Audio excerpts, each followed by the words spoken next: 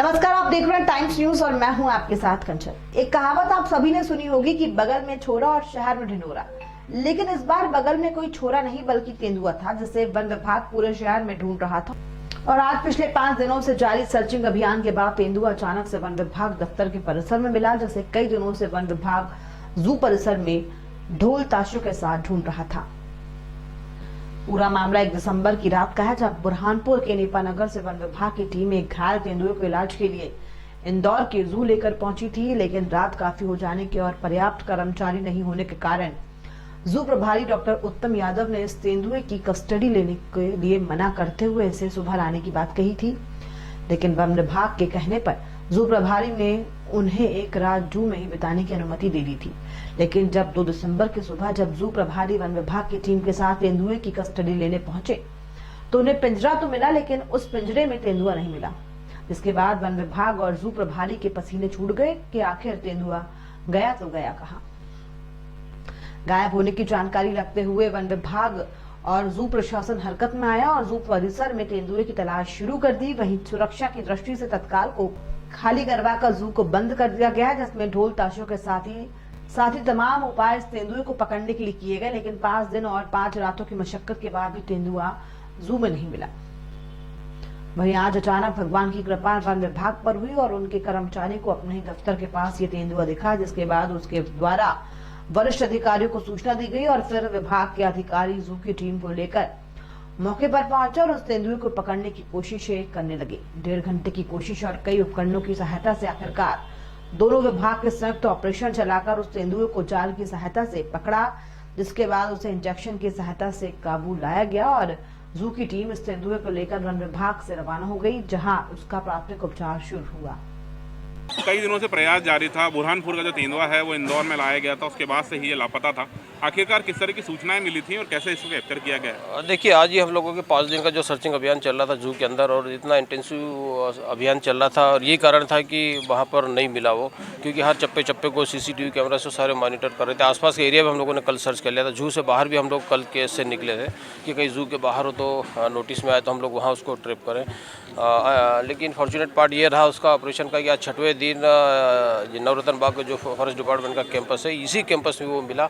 जैसे डीएफओ साहब ने सूचना दी, मैंने तुरंत अपने अमले के साथ पूरी टीम के साथ लेके यहाँ पे आया और फॉरेस्ट डिपार्टमेंट की टीम के साथ हम लोगों ने एक रेस्क्यू ऑपरेशन चलाया। और उसको चूँकि उसकी कंडीशन देख ली थी हमने कि बहुत कमज़ोर और वीक था, तो उसको केमिकल इमोबिलाइजेशन की बजाय हम लोगों ने उसको फिजिकल स्ट्रेनिंग करना ज़्यादा ज़रूरी समझा, क्योंकि कंडीशन उसकी ज़्यादा डिटेरियोरेट हो चुकी थी, कमज़ोर बहुत ज़्यादा था। और इसीलिए हम लोग उसको फिजिकल जाल में डाल के, और चूँकि बहुत छोटा बच्चा है वो, और फिजिकल उसको रिस्ट्रेनिंग किया। रिस्ट्रेनिंग करने के बाद हल्का सा लाइट उसको मैंने सेडेट किया ताकि और ज़्यादा एफर्ट्स ना करे, बाहर निकलने के अपने आप को इंजोर्ड ना कर पाए, इसलिए। और सेफली अभी उसको ट्रांसपोर्ट केज में डाल दिया और अब उसको आगे की कार्रवाई के लिए वन विभाग को सौंपा है। सर, जू और जो वन विभाग का जो ऑफिस है इसमें लगभग 1 से 1.5 किलोमीटर की दूरी है, तो आखिरकार इतनी दूरी पर कैसे आया? और ये भी कहीं ना कहीं संदेशपात चीज़ है कि वन विभाग की जो टीम थी वो जू में ढूंढ रही थी, लेकिन तेंदुआ वन विभाग में मिला।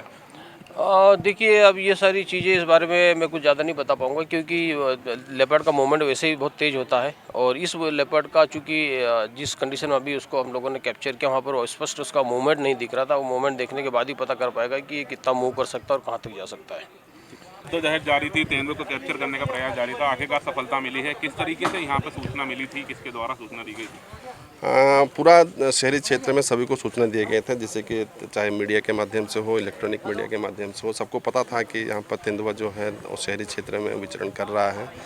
विगत 2 दिन के रात का जो समय था उसमें भी रेसिडेंसी एरिया में देखने को मिला था, तो इसलिए कल भी हमारी टीम रेसिडेंसी एरिया में सर्च किए थे। और क्योंकि ये धीरे धीरे, क्योंकि 2 तारीख का ऑपरेशन है, 2 तारीख से आज 7 तारीख, लगभग 6 दिन हो गया है, तो ये भी अपने आप को धीरे धीरे कमज़ोर महसूस कर रहा है। तो बाहर क्योंकि खुले में नहीं आ पा रहा था, तो इसलिए उसका हम आइडेंटिफाई नहीं कर पा रहे थे। परंतु कल जो लग रहा है कि कल कुत्तों का जो संकेत था, रात को हम लोग रात को भी गए, देखे, नहीं मिला ऐसा कुछ। लेकिन इस रेसिडेंसी एरिया में धीरे धीरे रात के समय में एक सुरक्षित जगह, जैसे कि नवरत्न बाग में एंटर करने के लिए प्रयास किया। तब तक हम लोग क्योंकि ऑफिस आ गए थे, स्टाफ भी सभी थे, तो वो साइट हो गया आसानी से कि हम तेंदुआ को, हम प्रत्यक्ष रूप से तेंदुआ को देख लिए। जैसे कि देख लिए, फिर जितने भी हमारे जो टीम है उन सबको तुरंत बुलाया गया और उसको फिर हम पकड़ लिए। हाँ सर, किसी तरीके की कोई घटना इसके द्वारा की गई हो, किसी तरह का शिकार किया गया हो जानवरों की, या किसी तरह की कोई स्पॉट हुआ? ये जनरली 12 से 15 दिन तक भी भूखे रह जाते हैं। ज़रूर इनका जो मांसपेशी वगैरह कमज़ोर हो जाते हैं, लेकिन भूखे रह जाते हैं। जान के लिए ऐसा कोई खतरा नहीं है। और अभी फ़िलहाल जैसे कि कोई जगह से हमें किसी को मारने या तो किसी को खरोच या तो घटना में कोई सूचना नहीं थी। यदि ऐसा सूचना होता तो हम तो इससे पहले भी कार्रवाई कर सकते थे। और जैसे कि हमने उस दिन भी आपको बोला था कि ये क्योंकि बच्चा है तो बहुत आदमियों के लिए वो खतरा नहीं है। बट ये कम से कम ये जो ऑपरेशन है ये सफल इस दृष्टि से कि कम से कम हम उसके ऊपर निगरानी बनाए रखें। कभी भी बिल्कुल लगातार पिछले जो 6 दिन से हम उसके ऊपर निगरानी बनाए रखें और आज इस ऑपरेशन को हम कर पाए। आपका पूरा परिचय? मैं मोहनता, HS मोहनता, मुख्य वन संरक्षक इंदौर। टाइम न्यूज़ देखिए अब आपके मोबाइल और स्मार्ट टीवी पर लाइव प्ले स्टोर से डाउनलोड करें टाइम स्मार्ट टीवी ऐप।